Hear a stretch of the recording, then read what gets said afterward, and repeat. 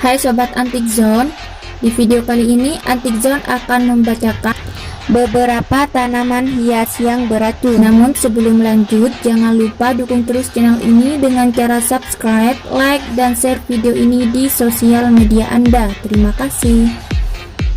Yang pertama, tanaman dolar. Tanaman dolar termasuk salah satu jenis tanaman hias yang seringkali ditempatkan di sudut ruangan. Walau tanaman ini umumnya ditempatkan di dalam ruangan, namun harus disadari bahwa seluruh bagian dari tanaman dolar mengandung racun. Sebuah penelitian terbaru mengatakan bahwa seluruh bagian dari tanaman dolar ini beracun karena mengandung senyawa oksalat, sehingga dapat menyebabkan kulit iritasi dan gatal-gatal. Yang kedua, kuping gajah.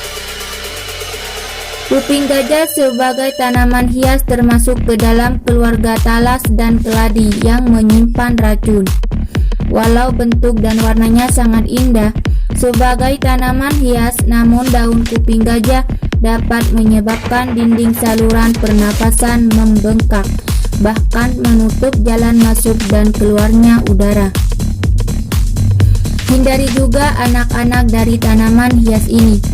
Si kecil yang senang bereksplorasi bisa saja menggosok daun kuping gajah ke tangannya.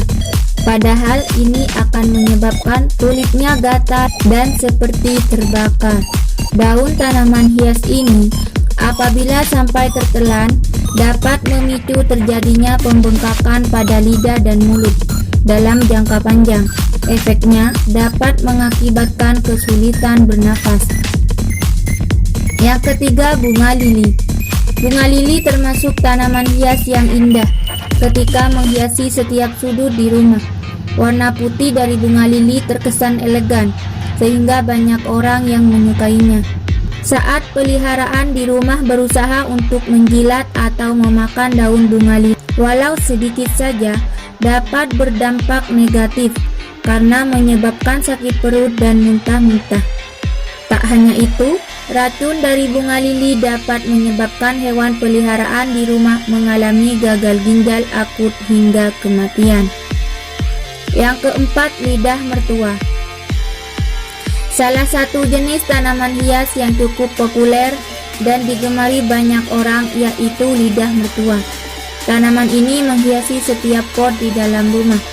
Jika diperhatikan bentuknya, lidah mertua memiliki bentuk seperti pedang. Walau terlihat indah, perlu disadari bahwa tanaman hias ini beracun, meskipun kadar racunnya tidak terlalu tinggi. Efek samping yang bisa ditimbulkan dari tanaman ini bisa memicu muntah-muntah dan diare.